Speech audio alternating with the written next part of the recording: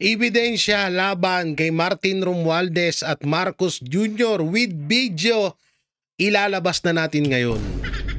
Oo, kasi may napapansin lang ho talaga ako eh. Napapansin ko na kada nasa hot seat ang pangalang Martin Romualdez, kaagad na binabakbakan ng media etong si Senator Chis Escudero. Sa mandaling salita, yung issue na dapat nakapokus lang kay Martin Romualdez ay nadadivert sa issue na ay binibintang kay Senator Chis Escudero. At ito yung mga ilalabas natin ngayon. Bago yung lahat yan, syempre huwag niyong kalimutan na mag-like, share, comment, and subscribe sa ating YouTube channel. May pindot na lang din po yung bell button para lagi kayong updated sa ating mga video araw-araw. At yung interview nga kay Martin Romualdez, na itinatanggi niyang wala daw siyang alam. Lalong-lalo na ho dito sa post ni Sas Rogando na ito, 41.83 billion the amount inserted by the House of Representatives in 3 years under Martin Romualdez. Napakalinaw ho dito At ito po yung video na yan para malubos niyo pong maunawaan. Speaker Martin Romualdez for any remarks?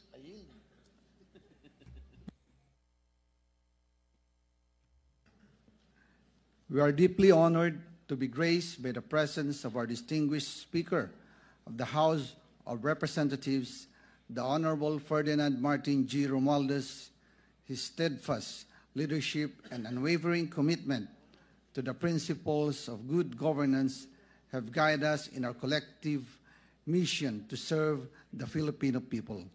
As we convene this bicameral conference committee, it is a privilege to invite si Saldico po yung nagsasalita our Speaker to deliver his message and share his wisdom as we buckle up for work to finalize the fiscal year 2025 General Appropriations Bill. Ladies and gentlemen, distinguished colleagues, let us warmly welcome the Honorable Speaker Ferdinand Martin G. Romualdez. Honorable Speaker. Thank you, Mr. Chairman. Good afternoon to my esteemed colleagues at the Senate, led by the Senate President. Tapos wala kang alam, hayop ka. Chis Escudero, Senator Jinggoy Estrada, Senate President Pro Tempore, and of course, Chairperson of the Senate panel, Senator Grace Poe. To my fellow colleagues from the House of Representatives, partners in public service, today we're here to iron out the differences between our both houses' versions of the 2025 General Appropriations Bill, a budget that has the power to either improve or disrupt the lives of millions of Filipinos. This is no ordinary task. We are not just crunching numbers. Parang ngumunguya ng We're babol ka crafting magsalita solutions po.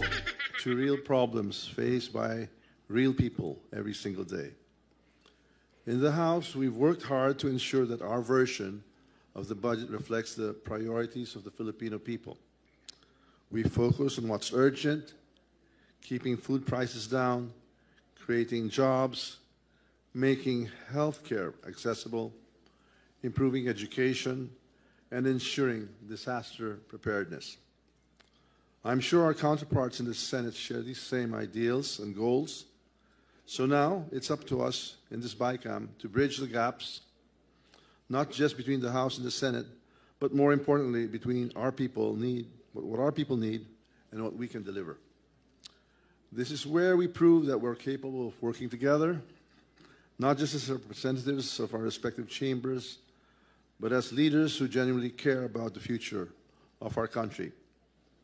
We may have different approaches, but the outcome must be the same. A budget that works for everyone, from farmers in the rural provinces to workers in the urban centers, from small business owners to young students dreaming of a better life. Let's keep things practical and straightforward. We don't need to overcomplicate this. Let's focus on what will make the biggest difference for the Filipino people. The programs that matter, the services that they rely on, and the investments that will move this country forward. Those should be non-negotiable. We're all here because we've been trusted with a responsibility. Let's live up to that trust. Let's have honest, productive discussions. Let's find the common ground that puts the people first. We owe it to every Filipino who wakes up every day trying to make ends meet, Ikaw lang nakinabang hoping that niyan, their huy. government has their back. Let's give them a budget that says, yes, we hear you. Yes, we care. And we're doing something about it. I know we can get this done. And I know we can do it right. So let's get to work. Thank you and good day. Ayan ha. So dito, lalakihan natin itong nandito. Ayan, lakihan natin ha. Lakihan natin. Para kitang-kita, ayan. Good governance by yung more than 797 billion total insertion sa 2025 national budget.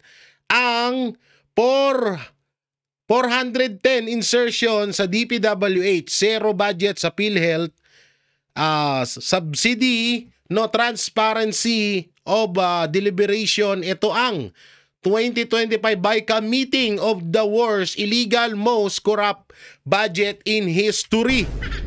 Tignan nyo, wala daw siyang alam. Sige. Wala daw siyang alam. At wala din daw alam yung pinsan niya na si Marcos Jr. Lagi silang walang alam eh. So ito, may papakita pa ako sa inyo. Ito, yan. Ay, hindi. Ito. Yan. Ito po yung budget of House of Representatives. Lalakihan din natin para mas makita nyo. So dyan, nakalagay po dyan, budget year, House Chamber tuloy. House Chamber version, no? Oo. At Senate Chamber version, nandyan din ang final sign by the President GAA. By the President GAA. Signed ng Presidente. At nandyan din yung percentage version that was higher value. At andito din yung late ng dat pala ginutay-gutay ko to eh. Magnitude insertion during the BICAM. House Speaker during the budget deliberation. So ito po ito yung budget na yan. So gano'n natin, natatabunan natin. 2011 4.67 billion. Saan to? Wait lang Ayusin natin. Yan. Dito tayo sa 2025. Dito tayo sa 2025 Tingnan natin tong sa 2025. Ito yung sa 2025 tsaka 2024. So, simula nung umupo si Marcos Jr. At itong si kanyang nasnip, kanyang pinsan. Okay, lalagay natin dyan.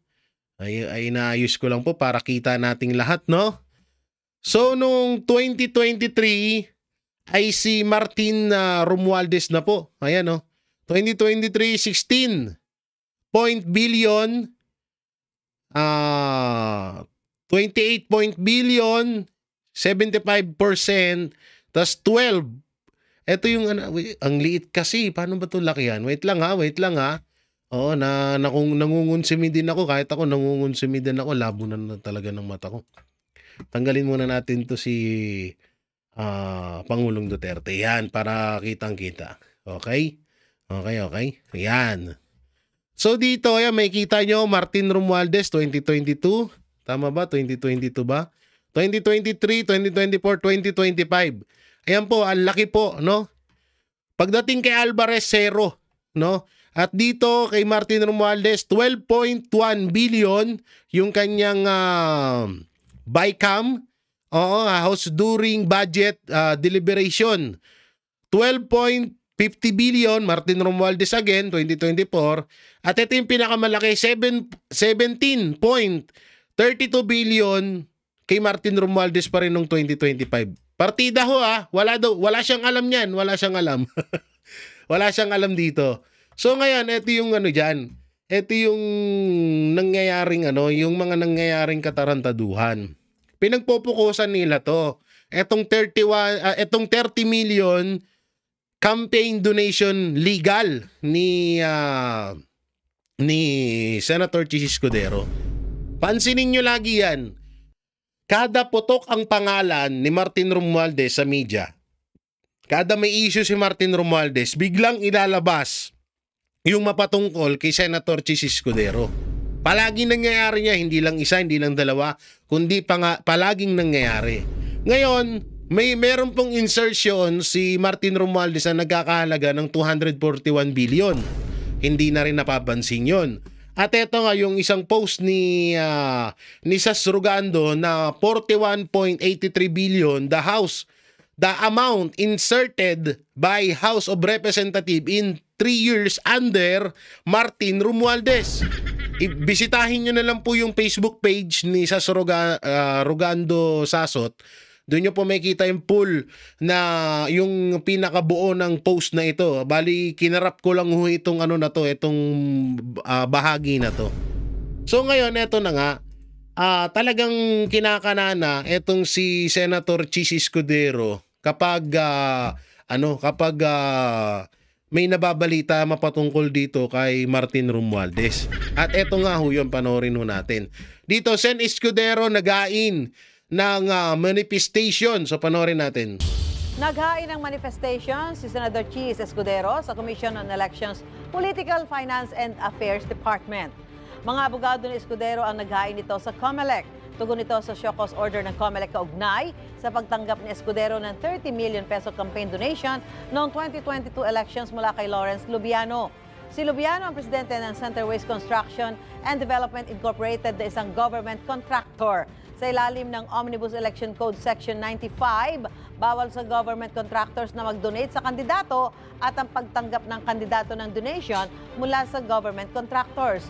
Ang legal counsel ni Escudero na si Attorney Ramon Esguera nanindigan na legal ang pagtanggap sa donasyon ni Lubiano. Dati na rin iginiit ni Escudero na hindi sangkot si Lubiano sa mga proyekto sa Sorsogon at sa anumang flood control project sa bansa. Iginiit na rin noon ni Lubiano na personal na pera ang kanya naging donasyon kay Escudero. Ngayon, ang punto dito, bakit ayaw paniwalaan yung sinasabi nung kontraktor na sarili niya nga tong pera?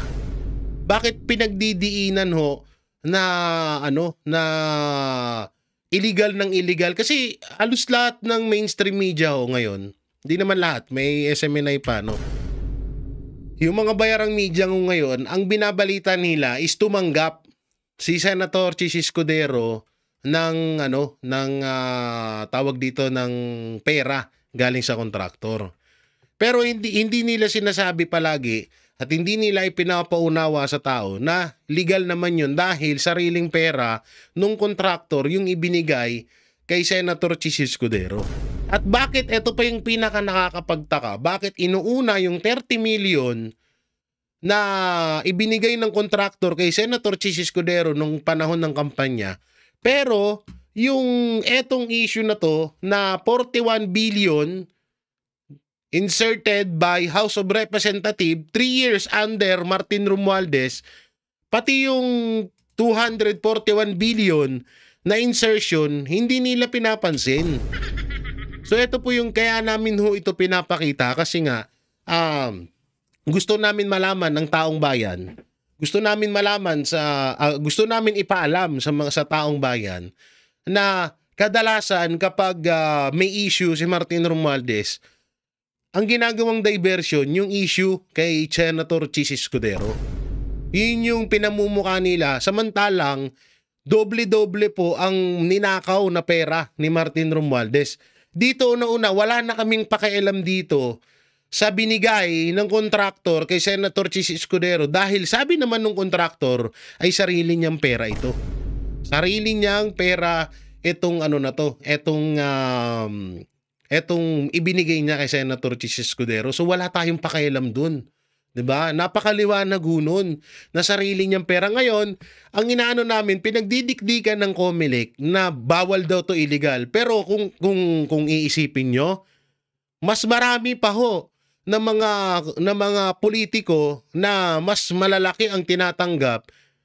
Lalong-lalo na yan, bali-balita, etong mga diskaya, malakas pala itong magbigay sa mga kandidato.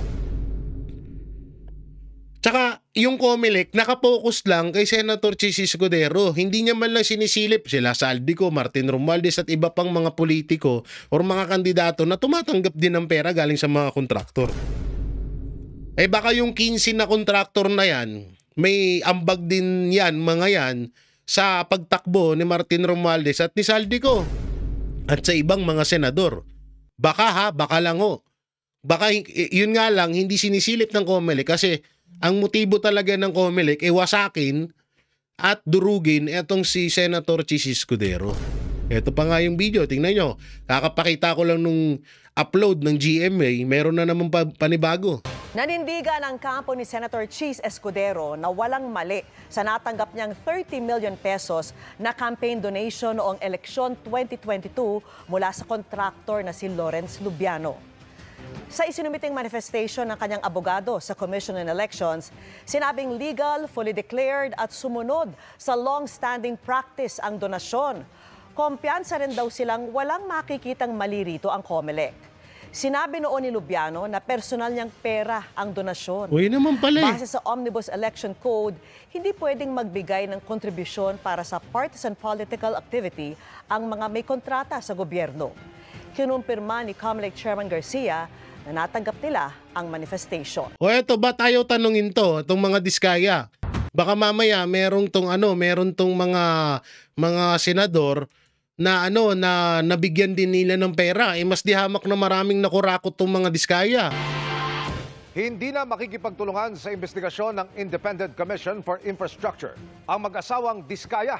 Kasunod yan ang sinabi ng isang ICI commissioner na wala pang qualified maging state witness sa ngayon. Nakatutok si Joseph Morong. Mailap pa rin ang mag-asawang Curly at Sara Diskaya mula nang dumating sa tanggapan ng Independent Commission for Infrastructure o ICI. Comment lang po ma'am, kinasuhan po kayo ng 7.1 billion. Hello ma'am. Comment lang po. Takbo ba? Nanakbo ba? Hanggang nang lumabas pagkatapos ng isang... Ano nangyari dun? Naglo-loading?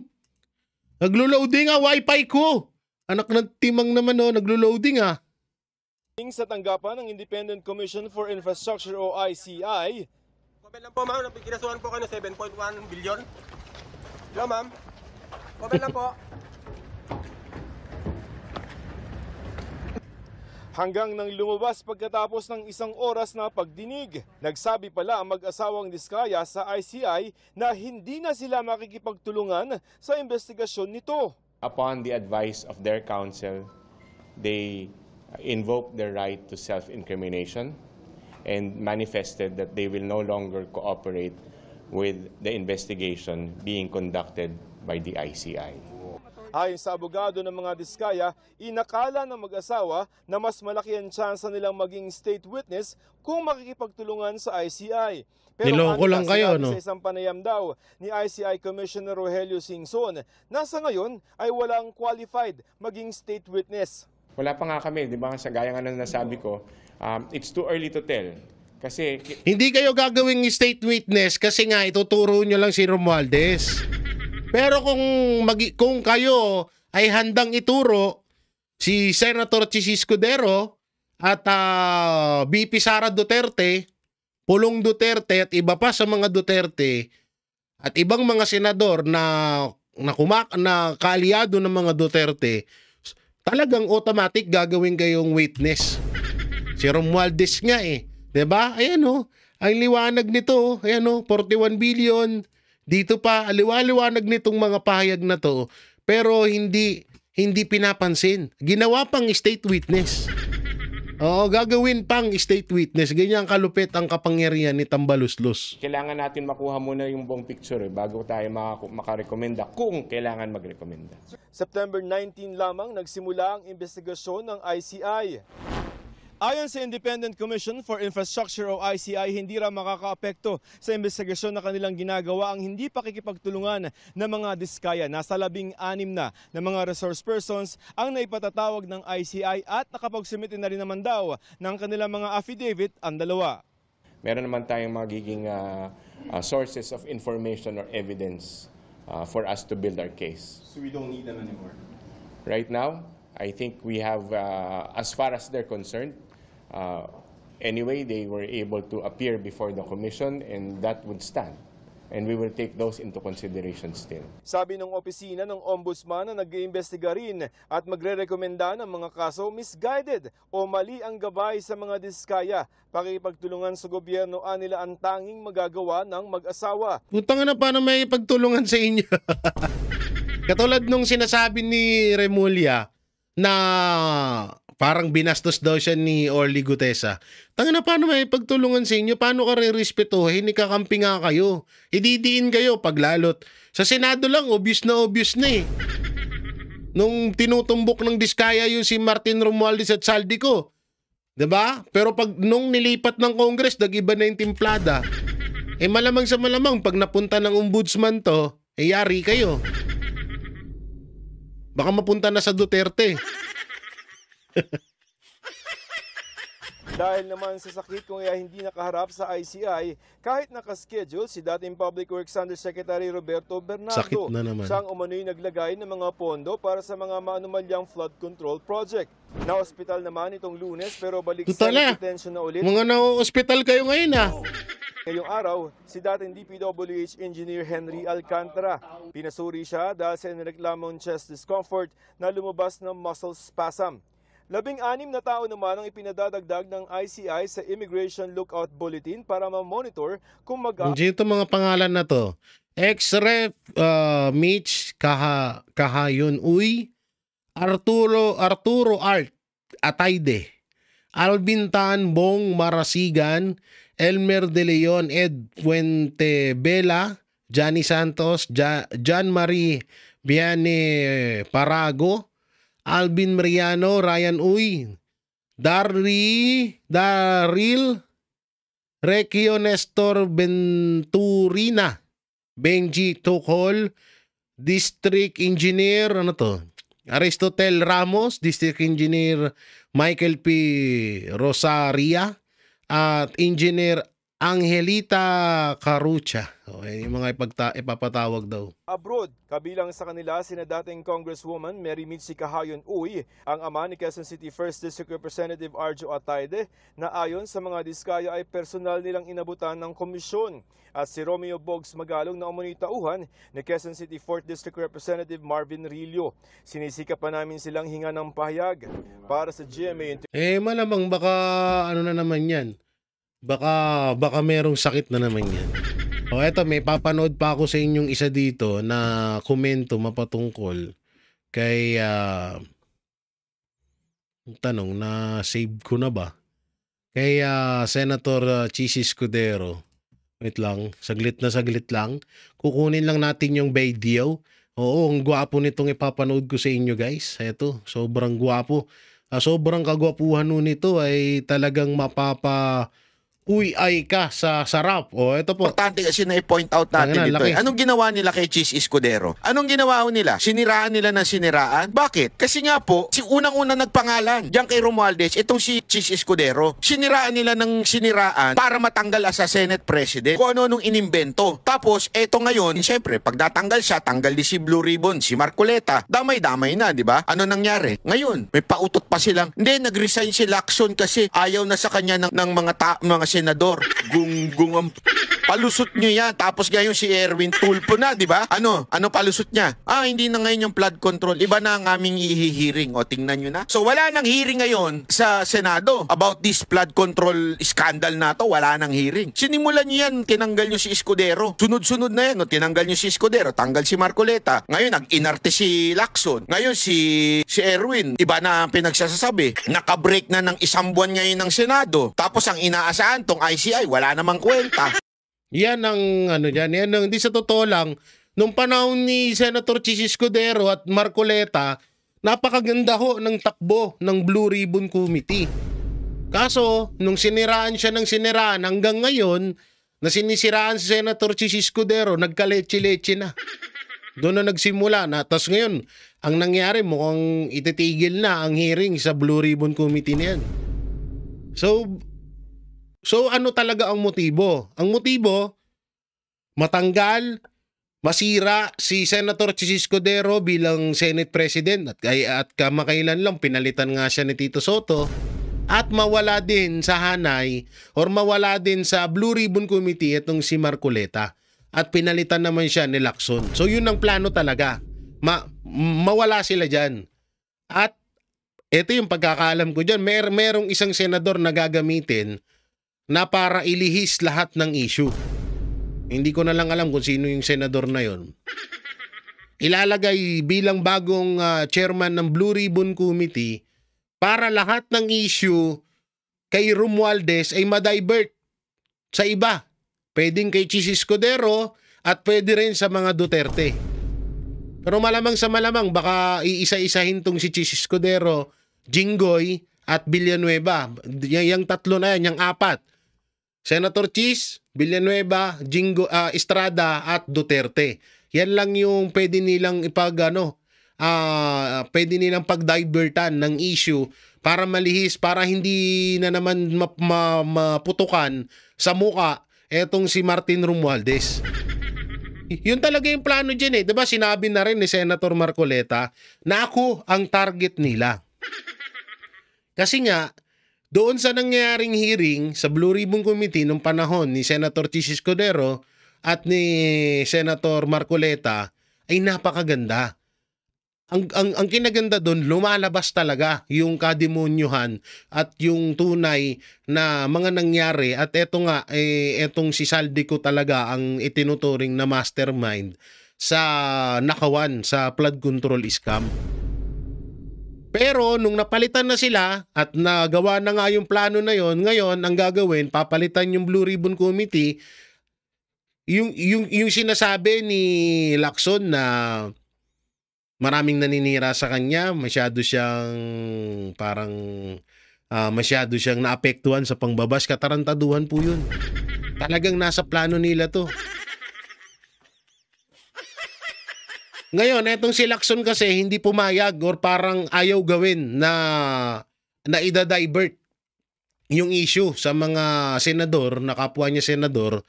Yan nga, sila Chis, Jinggoy, Villanueva, at si kay BP ka sa mga Duterte, ayaw niyang gawin, parang ayaw niya masira yung pangalan. Pero may isang senador na maglalakas ang loob na gagawin yan. May mga senador, kaya nga ang nangyayari ngayon, todo panggigipit sila sa mga kontraktor para wag ituro si Martin Romualdez at Saldico. Lalong-lalo na si Bongbong Marcos. Yun yung strategy nila na ginagawa ngayon para nga naman malihis na naman yung issue. Etong senador na to, halang ang bitukan nito. Lahat nilulunok nito. Ewan ko lang yung puti. Sobrang halang po ng bitukan nito, grabe. So yun yung plano nga na mangyayari dito. Yung issue kay Martin Romualdez, ida-divert kay Senator Chis Escudero na ginagawa na rin ngayon, at sa iba pang mga senador at lalong-lalo na sa mga Duterte. So may gagamitin sila, may mga witness silang ilalabas. Kanila rin parang yung nangyari kay Pastor Apollo Kibuloy. Ganun yung gagawin ngayon. Kukuha sila ng mga witness, ng mga peke, at ididikdik nila yung mga tao para maiwas yung issue kay Martin Romualdez. Tingnan nyo, ganyan na mangyayari. Kasi nga, napuruhan sila nung nilabas ni Marcoleta yung witness niya na si Orly Gutesa. Napuruhan talaga sila dun.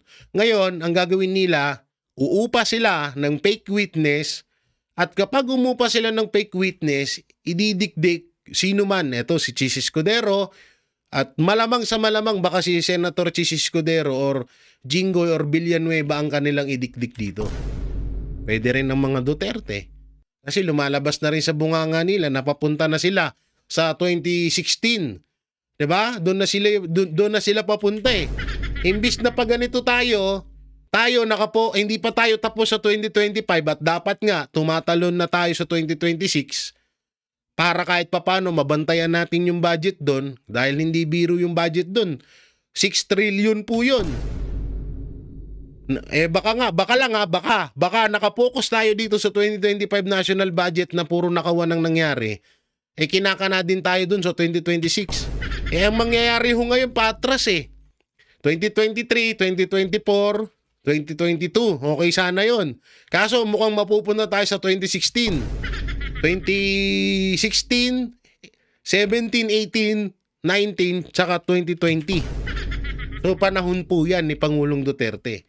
So dalawang choice po ang pwede nilang dalawang bali may plan A at plan B. Plan A yung 2016 papunta ng 2020 or 2021 para pwede rin nilang gamitin yon para pang divert sa issue ni Martin Romualdez. So ngayon, ang gagawin pang isa ay yung etong 2020 3 tsaka 4 ditong focus pala sa 2025 para naman sa mga senador katulad ng ibinibintang nila kay Senator Chis Escudero na eto nga yung campaign donation na nagkakahalaga ng 30 million. So ganyan po kadumi ang laro ngayon. Ganyan kadumi ang laro ngayon. Tapos ngayon itatanggi ni Martin Romualdez na hindi siya daw wala daw siyang alam pero ayan aliwaliwanag. 'Di ba? Budget of House Representative. Tapos, ilang beses, 2023, 2024, 2025, pangalan niya ang nakalagay. Ayan ang liwaliwanag niyan. Tapos itatanggi mo. Tapos kada may issue sa kanya, ang napuputukan si Senator Chis Escudero. Siya yung napuputukan, siya yung sumasalo ng issue na dapat kay Martin Romualdez. Kaya mga banateros, mga kabiyaya, kailangan talaga natin na talagang mag-research. Kailangan natin na talagang hanapin talaga natin ang punot dulo sa bawat issue. Nung una, ako din, nagkamali din ako na sabi ko, oo, mali yun na tumanggap ka at nasa yung pagtanggap, illegal nga daw yun na magtatanggap ka ng pera na galing sa kontraktor na sa government. Ngayon, inalam ko maigi at napansin ko talaga sabi ko bakit nakapokus na lang ang COMELEC? Ito pa isa pa tong COMELEC. Bakit nakapokus lang ang COMELEC kay Senator Chis Escudero? Bakit ayaw niyang pagpokusan si Martin Romualdez, Saldico at iba pang mga senador at congressman na involved na merong ganito ring kaso, mas malala pa. Ay, sobra po. Kung sa totoo lang, kung magkakabuklatan, yung 30 million ni Senator Chis Escudero, kulangot lang to. Pero yung malalaki na campaign donation na galing din sa pera ng taong bayan, hindi sinisita ng COMELEC. Diyan lagi nagtataka din ako na bakit nakapokus lang kay Senator Chis Escudero. Yun nga yung tinatawag na demolition job ni Martin Romualdez laban kay Senator Chis Escudero para lahat ng issue kay Martin mapunta kay Senator Chis Escudero. At ngayon, may mga yung gagawa sila or magbabayad sila ng mga witness kagaya nung ginawa dati ni Risa Ontiveros kay Pastor Apollo Kibuloy na nagbayad ng 1 million at higit pa para lang idiin si Pastor Apollo Kibuloy at ang mga Duterte. So lumabas na rin po yung katotohanan doon na binayaran lang talaga siya ni Risa Ontiveros. Ngayon may gagawa ulit. Hindi ko lang alam kung sinong senador ang gagawa niyan. Kaya medyo kabahan tayo. Nababali-balitaan din na etong si ano daw ang gagawa niyan, si Risa Anlivirus pa rin daw. Naku po.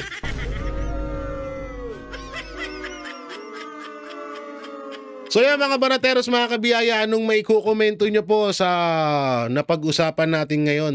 At dito sa ebidensyang inilabas natin na talagang si Martin Romualdez talaga ang hari or siya talaga ang pinaka-leader ng nakawan dito sa flood control scam. So i-comment nyo lang po dyan ang inyong opinion at ating babasahin yan. So yun, maraming salamat. Ingat po kayo palagi. God bless and peace and bye-bye.